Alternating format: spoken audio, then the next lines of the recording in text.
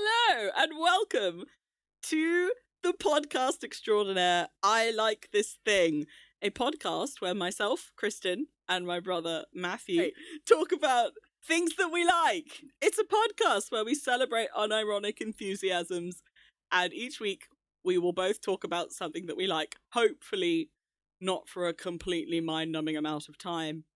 I feel like this week's topic could definitely leave me speaking for hours. Our limit, format, 15 minutes each.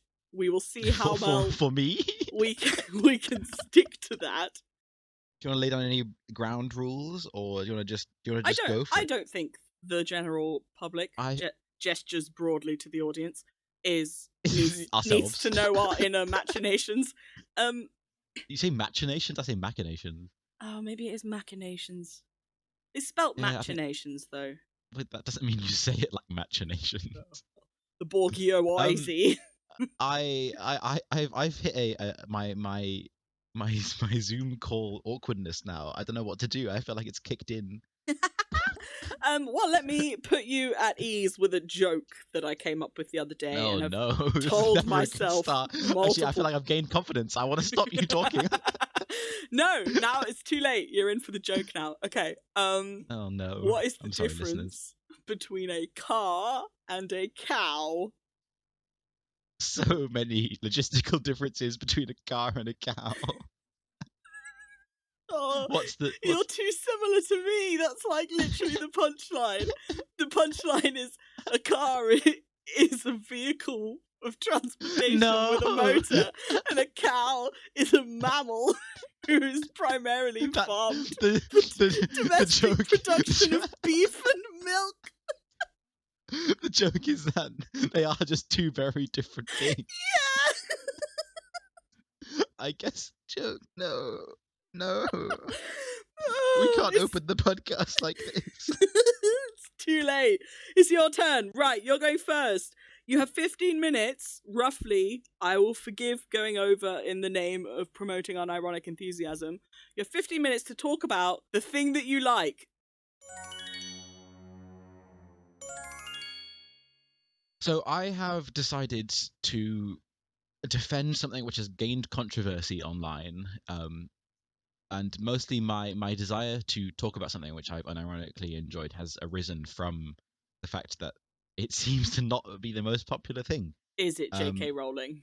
It's not. I am not in defense of her character. Not going anywhere near that one. That's a not in episode 1 to bring up in the first one. Yikes!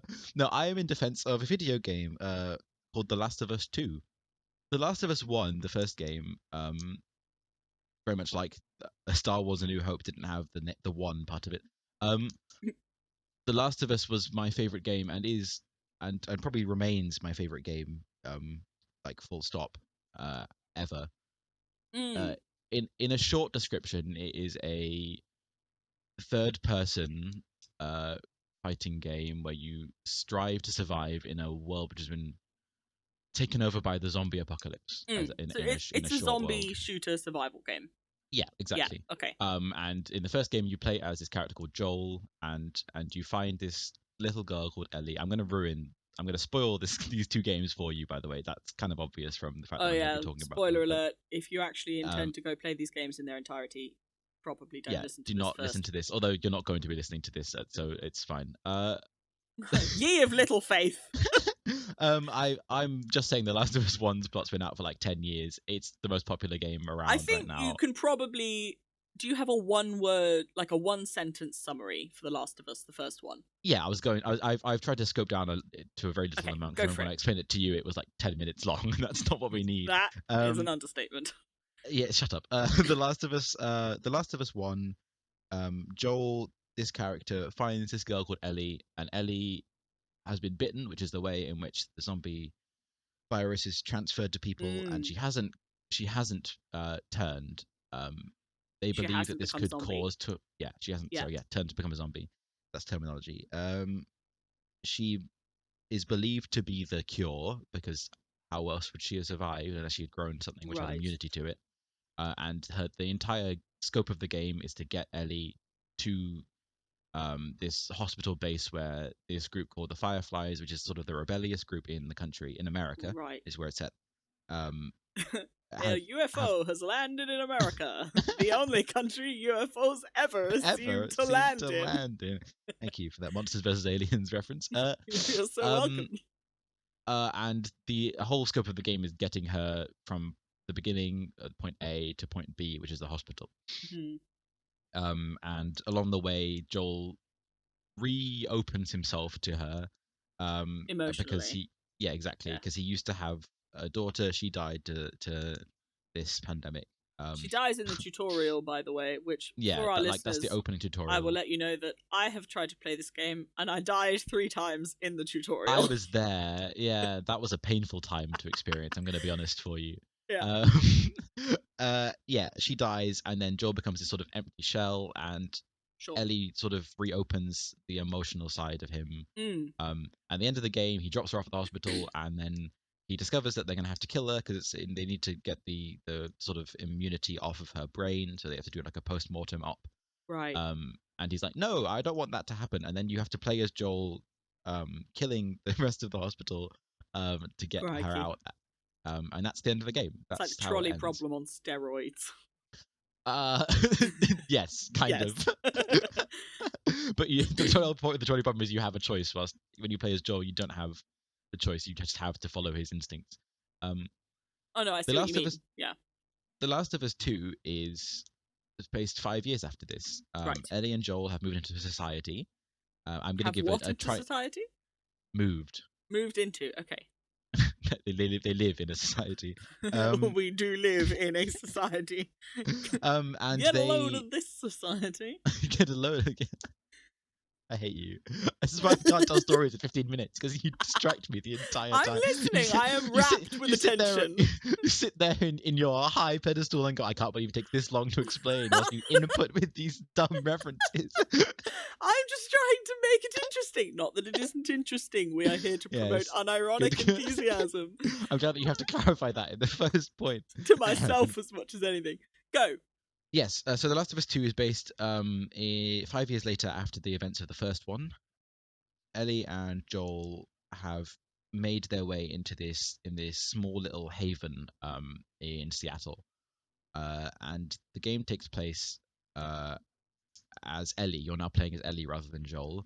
And right at the beginning of the game, they kill off Joel.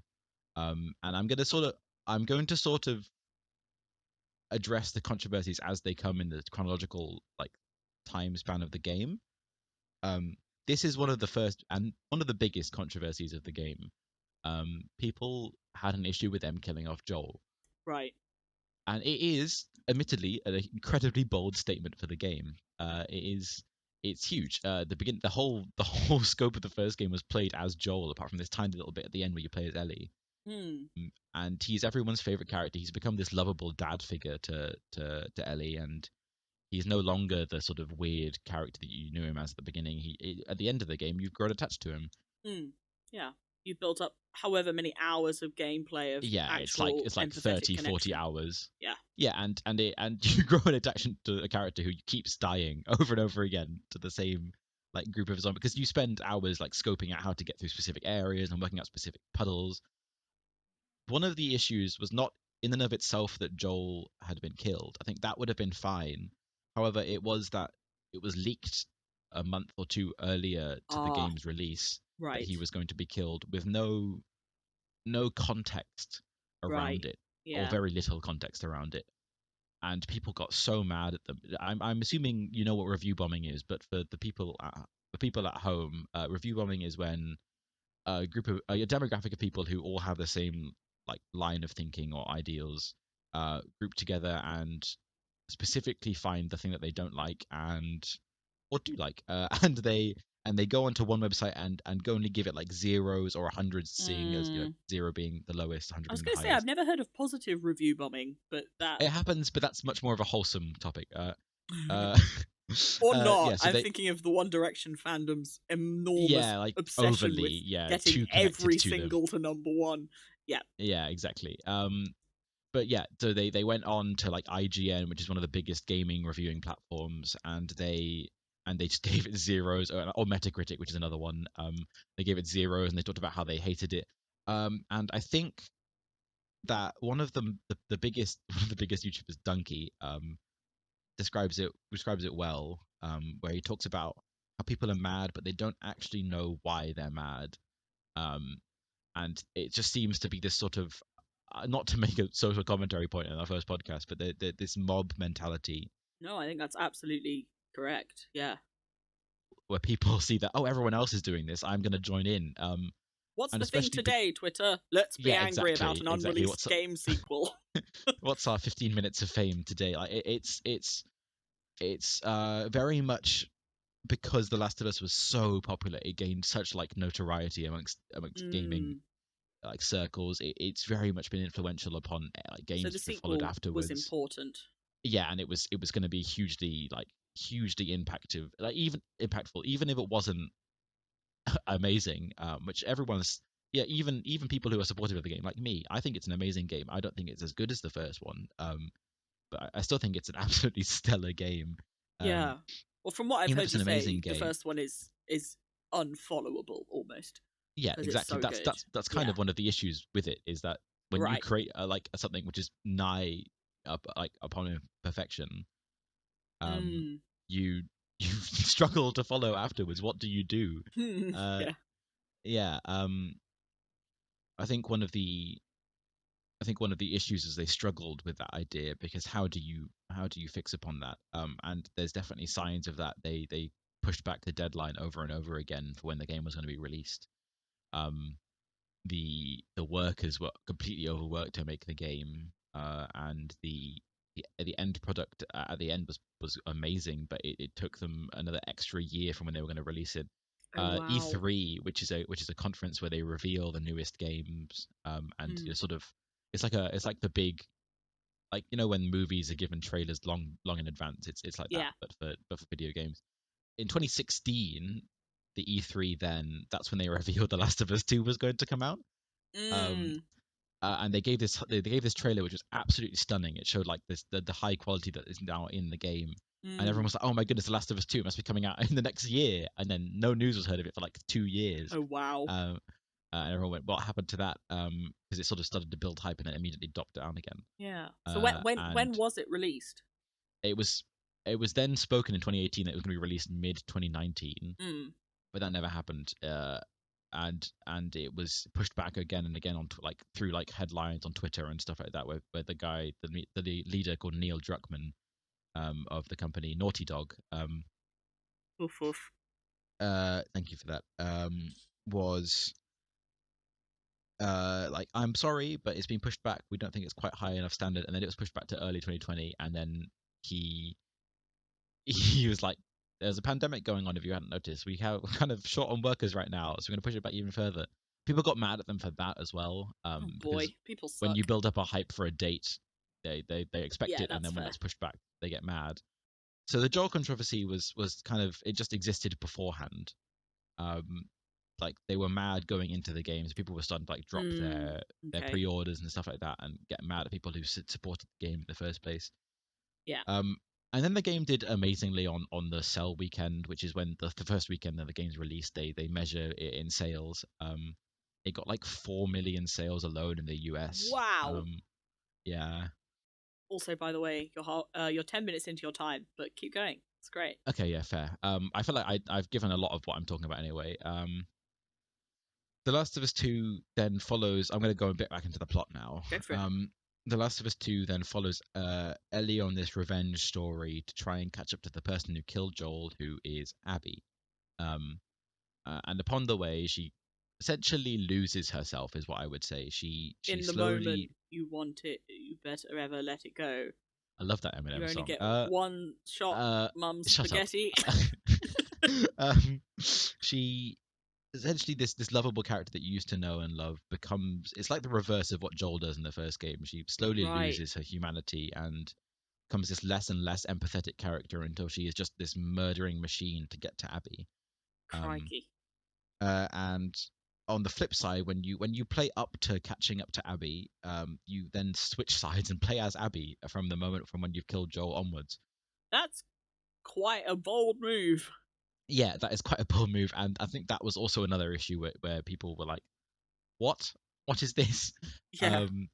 Because one of the biggest tricks in this game is to empathize the player to Abby, because you spent about 20, 30 hours going, "I hate Abby. I'm hunting her down across the country." Mm. Um, and they have to try and make you feel like, Abby is not only a character worth playing but worth sticking to throughout the entire next 30 hours when you Crikey. wish you would, because you've gotten to Abby by Ellie's end of the storyline and it switches, so you want to see the resolution from that. You're burning to, like, I want to follow up with that. I want to see what happens. um and I think that was a lot of people's issues with the story, because the Last of Us One was only ever following Joel and Ellie. It never switched to the people they were chasing Yeah. side. It never did this sort of switch on you, and I think that was quite a hard pill to swallow for some people. Especially as the game felt long enough already. By the time you got to Abby, it's like 30 hours of gameplay. There Christ. didn't seem like a need to do Abby's storyline. I wasn't upset by it personally. I thought it was a really great twist, and it made me really, because the game forces you to empathize to her. It pushes her in a lot of scenarios which, like, try to humanize her. Mm. Um, she has to save these two children from this essentially occult area. Um, Mm. and she has to face her own fears, like heights especially, and she has to go through this massive sort of maze at this hotel, which is absolutely infested with zombies. I'm not going to go into huge detail because I feel like that's kind of um, grim, but like essentially, when you're forced through these hardships as a player character, you grow a bond to them. That's the point of the character. And The Last of Us 2's storyline for Abby very much feels like Joel's storyline in The Last of Us 1. You find this small child, and you reconnect to That's them after interesting. losing Yeah. your character. The reason for Abby's killing of Joel is revealed about halfway through the game. I'm going to spoil this now for people listening. Is because Joel's killing in the hospital in the end of the first one, the main man who was the surgeon, to get, the main surgeon of the entire operation for getting the vaccination off of Ellie after she was dead, was Abby's father. um, Ah. and that is the link Right. in the Last of Us Two. And it begins, and there's huge cyclical points throughout The Last of Us Two. It begins with Abby doing this revenge story, and it ends with Ellie doing her revenge story to Abby. Mm. Um, and Ellie begins with her girlfriend Dina, and at the end of the story, she doesn't have a partner anymore, and Abby begins without a partner and ends with a partner. It's very much they Mm. flip sides halfway through the story. If that makes That any sense. sounds like that's a very complex set of dynamics to pull off. Do you think Yeah, it and did it and well? I think it did. I think sometimes the moments in which they try to humanize or dehumanize are a bit heavy-handed. Mm.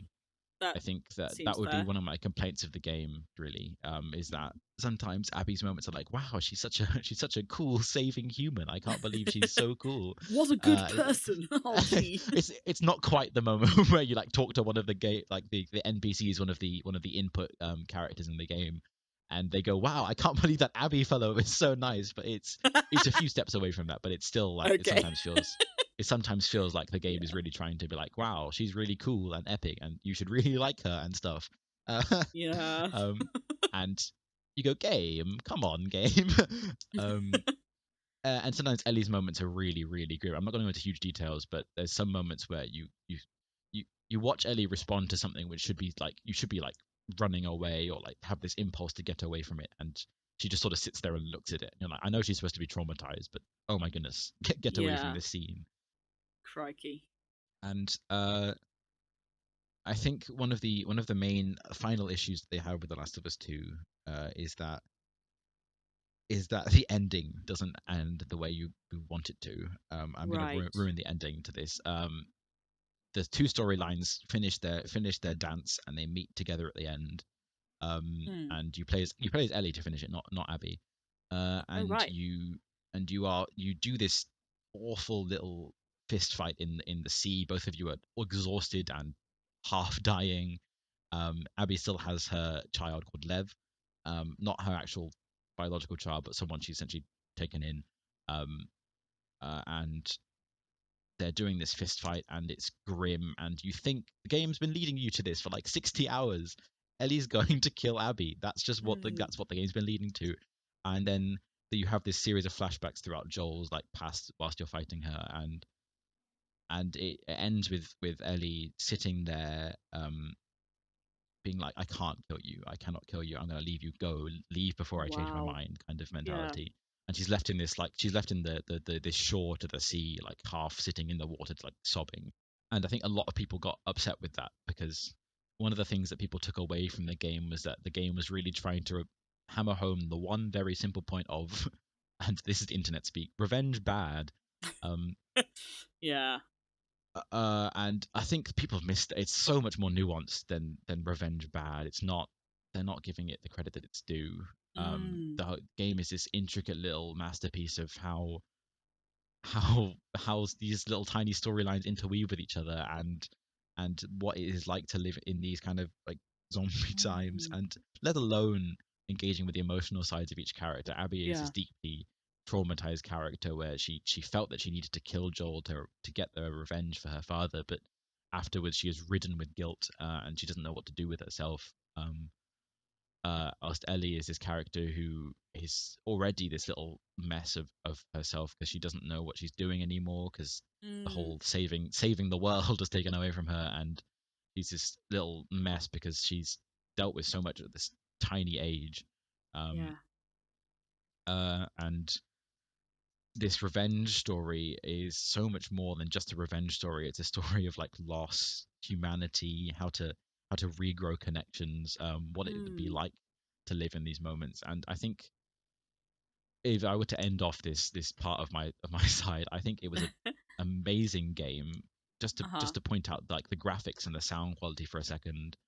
The graphics are some of the highest I've ever seen in a game, photorealism for a high standpoint, Nice. and the gameplay in and of itself, like let alone the story, was so high quality. It has this sort of hide and seek kind of shooting technique where you have to like Oof. try and stealth your way through each mission. Um, if you don't, that's okay. You have to be able to fight your way through it then. Um, but it's very well done. The sound design is amazing. The zombies are terrifying. And like there's this very gentle like sort of Spanish guitar soundtrack that plays. That seems incongruous. Yeah, it doesn't really fit when you if you think about it like that. But in like the more moments where it's like these down times between deaths and the more emotionally traumatic moments, there's just sort I of this guess that sad makes guitar it that very plays in the human. background. Yeah, it really Yeah. does, and it really drives home the point. I was struck by something you said last week when we were talking about something. You had a beautiful phrase about the first game where you said something like, it's a zombie game that shows you why humans are worse than zombies. You said it better than Yeah, that, but yeah. So yeah. essentially, the whole crux of the first game and second game less so, but still quite heavily, is that it is less focusing on the zombies. They just more exist in the world. It is more about how humanity is bad through any scope. In any situation. Yeah, it's not about The Last of Us because we're the last group of humans alive. It's about The Last of Us because we are the last, um, within the human human circle, like the last sane group of humans. Oh Um, wow, yeah, okay. or not sane. That's harsh, but it's The last ones with any it, sense of moral integrity. yeah, and it really pushes that moral integrity. There's so many grey boundaries that it exists upon. The game practically forces you to exist within the grey moral area. That's so And interesting. It's a I giant think that ethical play. yeah, exactly, and and let alone from it pushing you morally, it's a great game. uh, Yeah, uh, yeah. like if you read too in far, like when you dissect something too far, you've lost the whole point of the game. You're going to too small picture. Um, like the sorry little, but the the big picture is it's a game which asks you about like the human trauma and the emotional side of what it would be like to live in these scenarios, and why different groups of different people, which is not to say different demographics, but different, like like this cult that you have to fight in The Last of Us 2. They're really grim and they're awful, Yeah. and they practically use eugenics to Oh, crikey. to breed away. and that is really grim. And you have to sit there, and there's a part where you find these two kids from this cult. To humanize them, you have to sit there and be like, wow, that's like, how do I sit here and agree to what their ideals are? Yeah, and it's a question about humanity. The zombies are really more exist to have interesting gameplay than anything else. Like, it only exists because of, like, a zombie world is already understood by most games. Like, that's a pre-understood environment. You can just slap someone in and then put a huge mothical moral and ethical moral and ethical mothical. Thank you. I'm coining that. It's a TM. You can put them in, and you can test them there. And I think that The Last of Us 1 is a 10 out of 10 game. That is probably my favorite game ever made.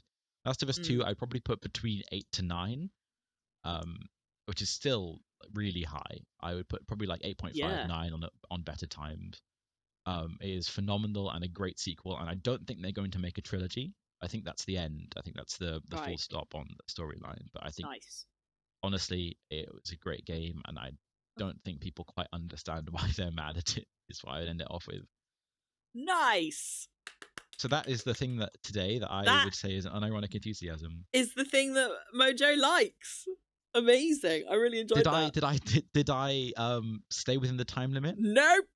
You talked for 20 minutes, though. That's not actually that far from 15 minutes. With a bit of editing, that could be fine. I know the rough scope of what this is going to be, but I'm excited for you to talk about it. So I've been really into K-pop recently, which I have you and your friends to thank for. Literally only since Christmas, for context, is the beginning of February. So it's been an intense month of schooling myself on all things K-pop. To clarify that I also have been doing exactly the same scope, but about a month earlier than you, I fell down the rabbit hole. Yeah. So the video that I want to talk about today is a YouTube video. It is a BTS dance video. So, where do you even start? Introducing BTS, I would say. BTS that would probably be helpful. BTS is one of the biggest K-pop groups. I would arguably say they're probably not the biggest, but they're definitely, in terms of Western influence as well. Yes, that's what I was going to say. They're the most prominent in the West. They're like the most prominent K-pop export, I think. In the last year or so, groups like NCT and like Blackpink and Red Velvet have definitely kind of started to break that barrier into that world. Those are all, for those of you who don't know, those are all names of K-pop groups. BTS are kind of the OG, which means original gangster, and is definitely applicable in this situation. They're the OG for these very pretty boys. Excuse you, they are. So BTS is a boy band. Essentially, in K-pop, the K-pop industry, I feel like there's much more of an emphasis on dance than there is in kind of Western groups. So, like, you know, the big kind of classic boy band names in the West are like NSYNC and Boyzone and Boyz II Men and Backstreet Boys. Thank you for giving no one who the Backstreet Boys were before you sang them.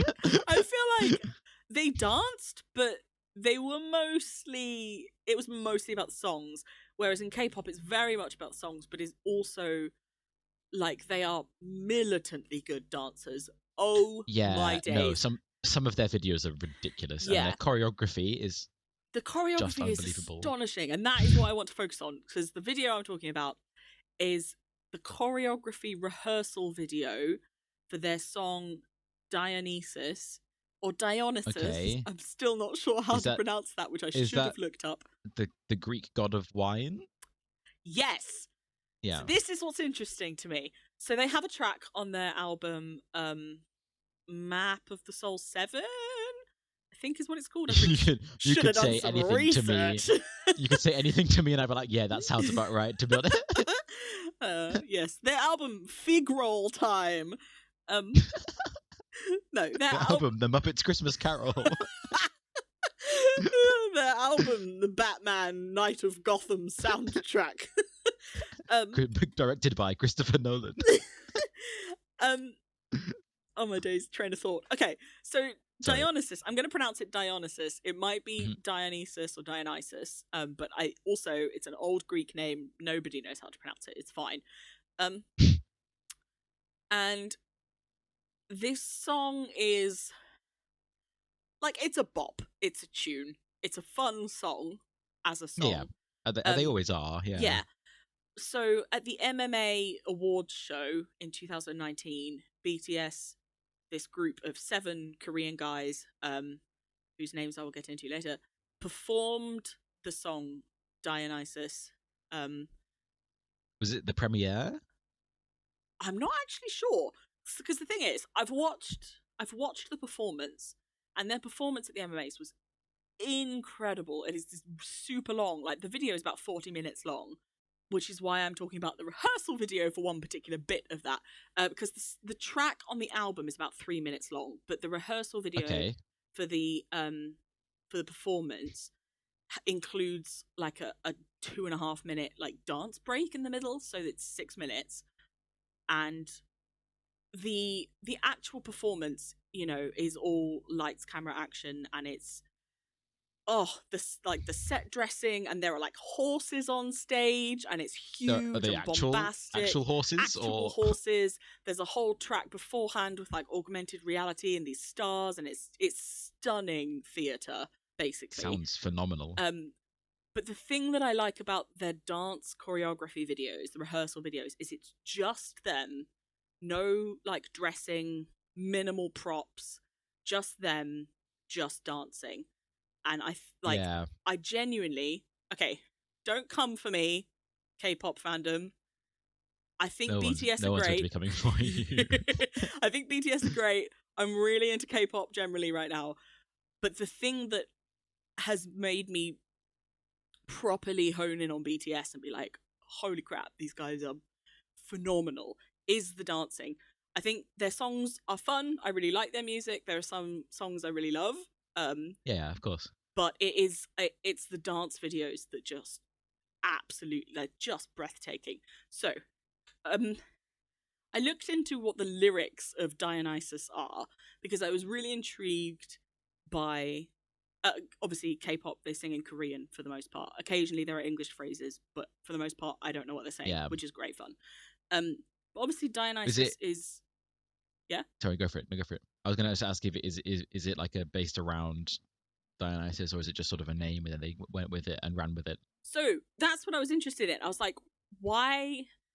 So this is not something I know anything about at all, but I was interested in how the name of a Greek god has ended up as the title track of a Korean, like, not the title track, but like a track on a Korean pop album, even if it is like, hugely geared towards Western export. And I was interested in, like, so much of Western culture is built on ancient Greek and Roman society, right? Yeah, like, it's delved out of that. Yeah, like all of our kind of ethical sensibilities and like what you were talking about, like our whole sense of morality is arguably founded in kind of ancient Greek philosophy and all that. Like, we've still got the Olympics and, like, Rome being the center of the Catholic Church, like all of those, like those two ancient civilizations are kind of backbones of the West if you go really deep down. Yeah, and they've definitely, as we have grown out of it, been a huge influence for everything. Yeah. The American US system entirely is based off of the Roman, entire Roman political system. So I was like, how far is that sort of cultural sensibility, that cultural awareness of ancient Greek gods and kind of, using like Zeus and Hercules and all of them as kind of paradigms in our like own mythological imagination? Like, how much is that also true of Eastern countries? Like, how... That's fair. Yeah. How much is that influence I know that this far is a out? little bit like, big brain time, but like, I'm not trying to sound overly academic about it. But... yeah, I'm gonna push my glasses up and be like, yeah, what's like the influence in the East, man? Yeah. Yeah, exactly. I'm like, it's just like so cool, like the ancient cultural. Yeah, I mean, I don't know if you've heard of them, but this little small indie band called BTS. Shut up. So okay, so there are two things I want to talk about here. One of them is that I find it really fun listening to Korean music, partially because I don't know what they're singing about, and so it puts you in this position as the listener of like purely appreciating it on an aesthetic level. So I had kind of resisted looking into the lyrics and being like, is this song that's called Dionysus actually, like, does it have anything to do with Dionysus, the ancient Greek god? Actually aesthetically to do with that, yeah. Because, so, for those of you who don't know, I'm currently in the middle of an English degree. Well, I'm towards the end of it now. And last term in my degree, I was studying tragedy, and that was a lot of looking at ancient Greek tragedy. And that meant looking a lot of, like, ancient Greek theatrical festivals and how central theatre was to ancient Greek culture, right down to, like, influencing their, like, judicial system and like the shape of their kind of calendar years. Well, it was hugely influential. I from my knowledge of the Percy Jackson books. Honestly, a better teacher than most. Yeah. So Dionysus is really interesting because there are Dionysian festivals which are like entirely based around the figure of Dionysus as like the god of wine and revelry and like, you know, big booze ups, but also essentially like drama. Huge booze ups. Big old booze time. But like essentially like drama as well. So that sense of revelry and partying being about art and being about performance and like dance and music and plays. And so even before I had looked up the lyrics to this BTS song, I've been watching this rehearsal video of the dance that they did in. Okay, I'm not being very clear about this, but the dance video. No, it's fine. It's making sense to me, but I know there's quite a lot of pre-context you have to provide to get even to the point where you could talk about it. Yeah. This particular video is they always release like rehearsal choreography videos where it's just the dance. It's none of the fancy camera work of a music video. They don't have costumes or set design or any of that, and it's not like the actual final performance. It is literally just like it's like watching someone sing the whole track in a booth, but the dance equivalent. Yeah, okay, that makes it. It's like a stripped down to its bare bones form. And of course, BTS at this point in their careers have total global dominance, and so even them being stripped down to the barest elements is quite bombastic. It's like still going to be phenomenal. They are. And like, I'm including the whole team behind them in this because it's not just them. Like their choreography, like clearly they're working with some top tier professionals. And in this particular video, and in a couple of BTS rehearsal videos, especially for big shows or big music video events, they have hundreds of backup dancers. So there must be like 50 guys. In this video. Who are just backup dancers, and they're all dressed in black, like stagehands. And interestingly as well, for the Dionysus one particularly, there are props, there are set pieces, which. So, but even within the dress down rehearsal, I would say. Yeah. So this is what I really like about this video. I sent it to a friend in the middle of the night once and was like, "This is the coolest choreography you will ever see," and she replied with kind of, "It's pretty cool. I wouldn't say it's the coolest." And I was like, "Did you even watch it the whole way through?" Because they did you watch it 8 times like me? I can't believe you didn't replay the same 20 seconds for 2 hours. So there are these. How am I going to describe this? The kind of the first like half of the video is just the song as you know it and then performing to the song, and it's a pretty straightforward relationship between the track from the album and some dancing like, that goes with directly correlated to the dance. And the choreography like makes a lot of sense for like what's going on as a pop performance, in that like whoever's singing that particular verse or rapping a particular verse is at the front and they're being like accented and backed up by other members. There's a focal point around the people who are actually being emphasized. So the dance reflects the shape of the song, but because it's an awards show and they're going all out, this dance break happens in the middle after. Okay, so one of the guys in the band is called Sugar. After Sugar's rap verse, the camera has been quite zoomed in. Totally white background, by the way. They're doing all of this in the middle of like nothing. And entirely on a completely clean set, I'm assuming. Yeah, totally clean, just them. Nice. And these big blocks on wheels. I don't know how else to describe this. So Minecraft, right? Okay, yeah. These big blocks on wheels that function as tables. And so you're kind of... Hold on, are they like full blocks, or are they like a table block where it's just the top part is covered? I'm gonna get to this. So half of Two wildly different things that we unironically used to. And yet, equally, they are kind of very us. Like yours is video games. Oh yeah, no, absolutely. K-pop.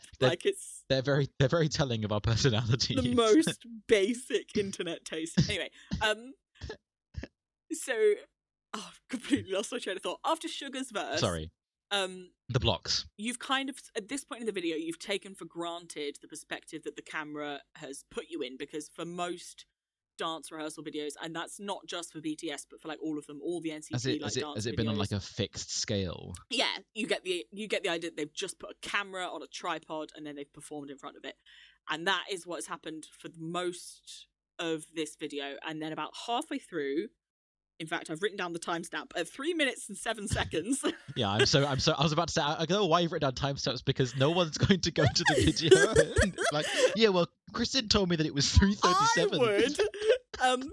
I appreciate my diligence. Okay. No, of course. I'm glad that you're prepared for this. At 3 minutes and 7 seconds, Sugar has performed his rap verse, and he's kind of like come down these like little steps. And he's surrounded by dudes in black nodding vigorously along to his every word, which big mood.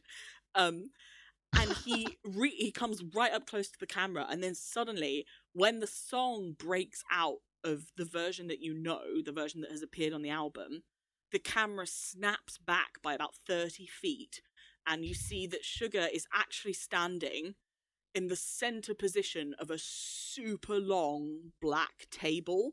Very, very, and I think must be intentionally Last Supper. And it's nice, okay. Like him, the painting, or just like deliberately the whole concept? Like the painting. Because like this is all kind of like the dance break, the next like 2.5 minutes takes place as like a series of tableaus, and the first one entirely evokes Da Vinci's Last Supper painting. So Sugar, I fully need to watch this. It's so good, Mojo. I can't believe you haven't sent it to me. Because I wanted to wait until I ranted at you for half an hour.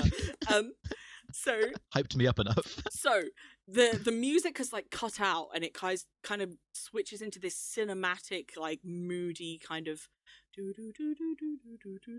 like Stranger Things theme-esque kind of thing. Yeah, okay, nice. And Sugar like lifts his arm, and considering the angle is now super wide, you've got this huge table, and here's this tiny figure right in the center, just him with this long black table, lifts his arm, and then like to a drum beat, like a single kind of poof of the drum, he slams it down into the center of the table, and from him, like Iron Man-esque in terms of a drop. A little bit, yeah. And then from him, this ripple happens where people, like the other 6 members of the band, 3 on either side of him, like appear, and then dancers appear, and they all kind of like at the table, like they appear at the table, and they're kind of moving in slow motion to this music, like, and you're just looking at this huge table, like this Last Supper tableau, and then the music, like the drum beat, kicks back in about like 20 seconds later, and this immensely tight choreography where they're all sat at this table and they're like moving their arm positions as if they're like drinking and eating, but it's like super quick, and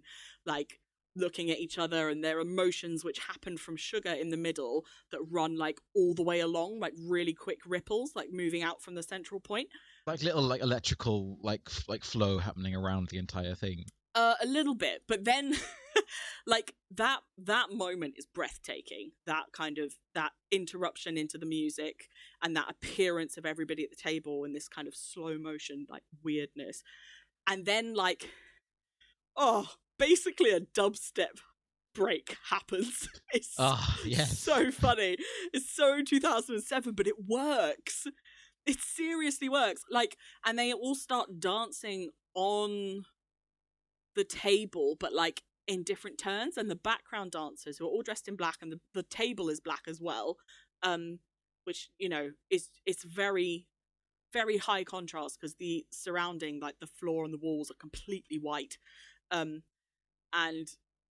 so like the different members of BTS appear like in different pairings on the table to do these like really intricate dances that are sometimes in perfect unison from like either end of the table, and sometimes it's like there's a moment where like J-Hope and Jungkook, two of the other members, are like dancing, like Jungkook is on the table, J-Hope's in front of it. And yes, could I ask a question? Yeah.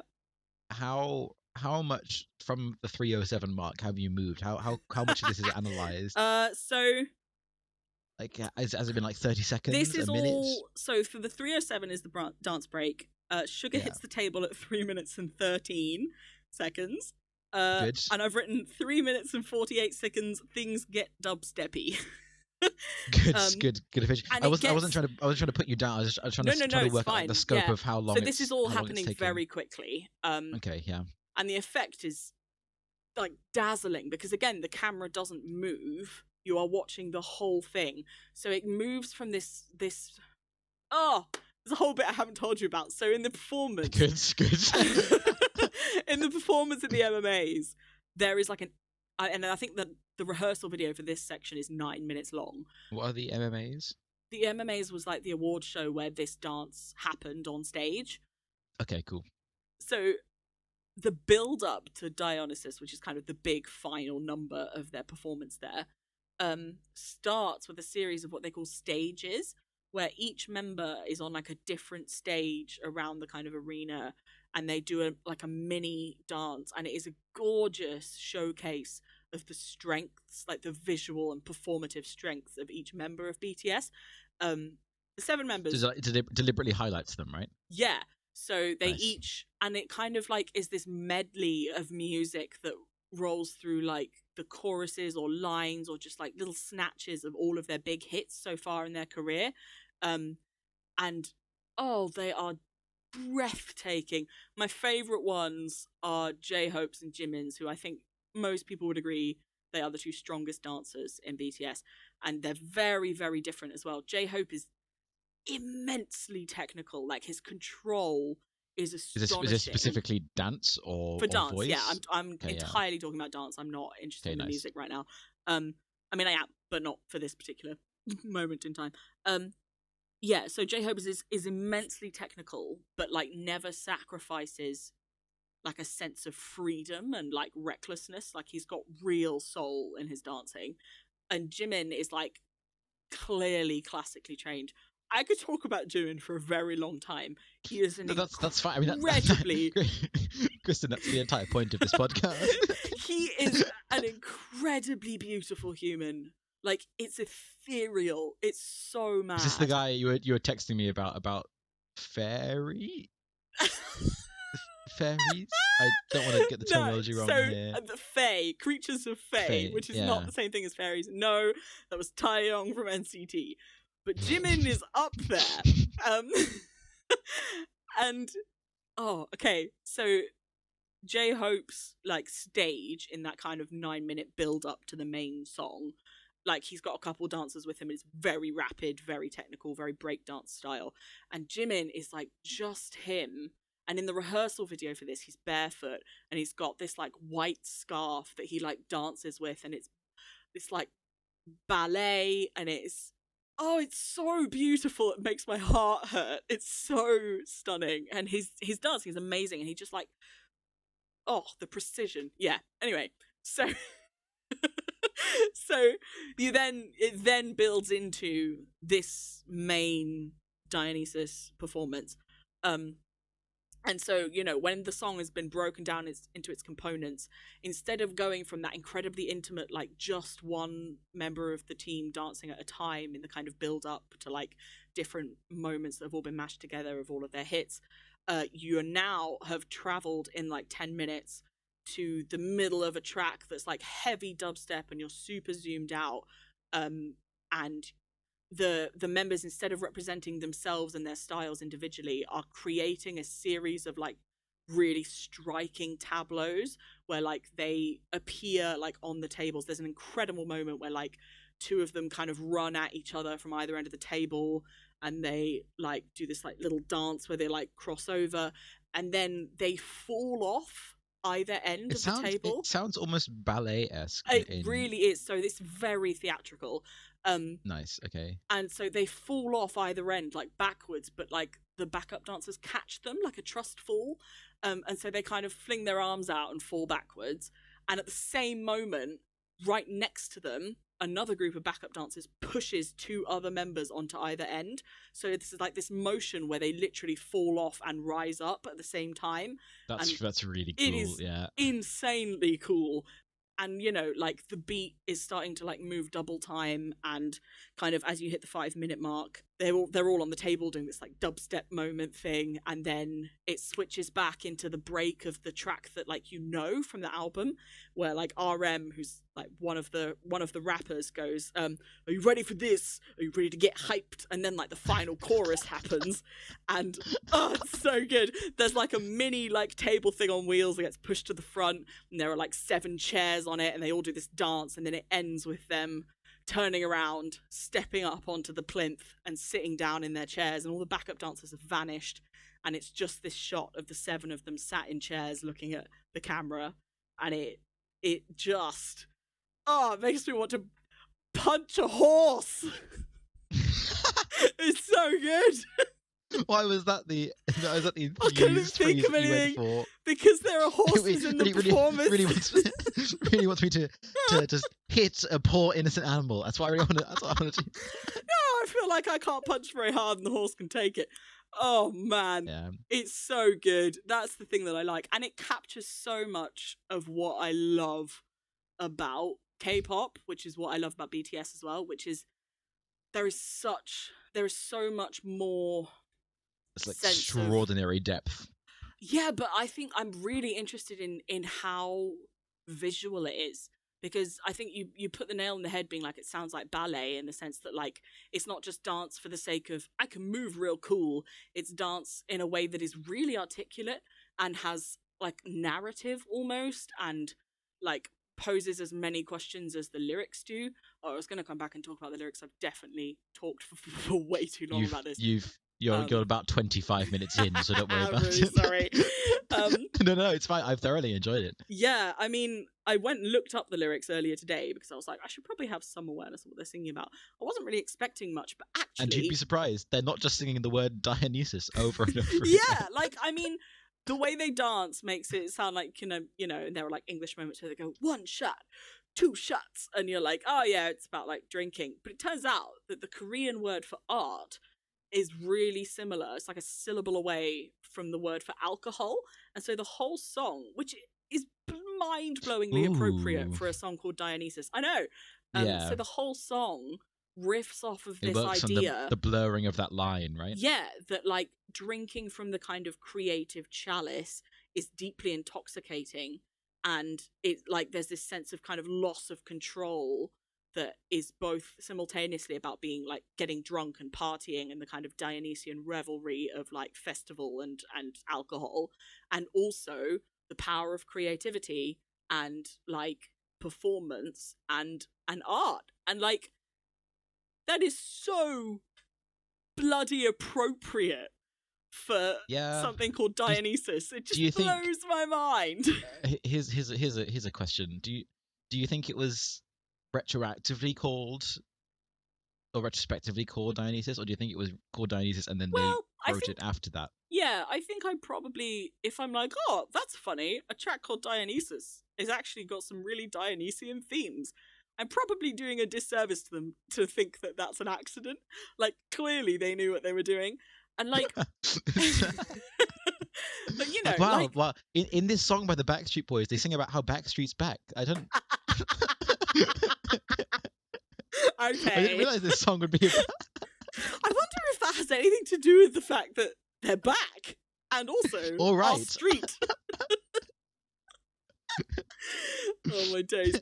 Yeah, so flip me. I can't remember what I was saying. Oh yeah, but you were like, talking about how the themes are the same, yeah. I know that they're up on their, like, I don't know. I haven't been following the world of K-pop or following BTS for long enough to really have an appreciation of, like, how they have grown, like what they sounded like at the beginning and what their lyrics were like, etc. But I know that there are some, like, I've grown to have quite a lot of respect for their, like, artistic and lyrical sensibilities. I know that Sugar is South Korea has this, like, I can't remember what it's called. It's like a guild of musicians or something where, like, they only admit like 25 people per year. And, like, Sugar has been admitted into that guild kind of thing. There's like a kind of national group of music artists. And I know That's that really V cool. is super into his, like, classical art. So there are loads of clips of when they're at hotels or, like, at restaurants and stuff, he'll give his name as, like, a classical artist, like Van Gogh or Da Vinci or something. And you know, like, there's a reference in the lyrics to Dionysus to the staff that Dionysus has. I can't remember what it's called. I know, again, Percy Jackson, but I know of it. Yeah. Sorry, I don't mean to keep drawing No, parallels there. it's how you make sense of it. It's great. I also thought it was interesting that this is one of the only dance video choreography videos I can find that uses props, like the table, but there's also, like, the table is made up of these little, like, kind of ornate grey blocks that look a bit like statue plinths, but they're on wheels. And one of the roles of all the backup dancers is to, like, push them in and out of place, so the dancers, like, interact with them, and, like, they jump up onto them, or they, like, step down from them, or they, like, pull each other over them, or jump off them, or at one point 3 of them dramatically, like, roll off it. And but again, like, I think, how big are these blocks? Are they? yeah, they're big. They're like the height of a table. They're basically giant tables. There is not a basic proportion at which tables exist. You Yeah, have to there give me is. more than There's a this. zone. There's an average table height zone. Yeah, but that's a few inches in that zone. There's not. I'll just say, well, it's the height of It's height of a bed. Okay, fine. It comes up to, like, your waist. How about that? Okay, good. Also, everyone's waist is and the same. I'm gonna finally bring this to a close because I think I've been talking for nearly 40 minutes. I just want to put in a shout for J-Hope's dancing. He is. You said you were going to finish it, and then you brought up another point. Shush. He is the most fun to watch. Jimin is the most beautiful, I think. Like, in terms of, like, physically, but also Like, to objectively, watch dancing. But J-Hope, there's a moment. I've written down the timestamp for this, 1 minute 50, and this is just in the song, where he has a line that goes, "When the night comes, pop, pop, pop," and his little, like, pop, pop, pop dance is so good.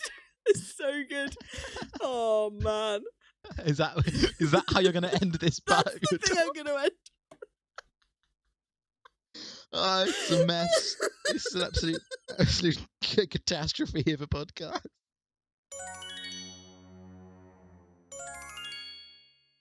How do we end these things? Yeah, we should come up with, like, a goodbye. Thank you. We can't just do it on the fly. Yeah, we can. Thank you for listening to the things that we like. I hope that you liked it. That was so bad. And that is the end of the podcast. If you liked it, let us know and maybe tell a friend. Until next week, have a good one. Bye.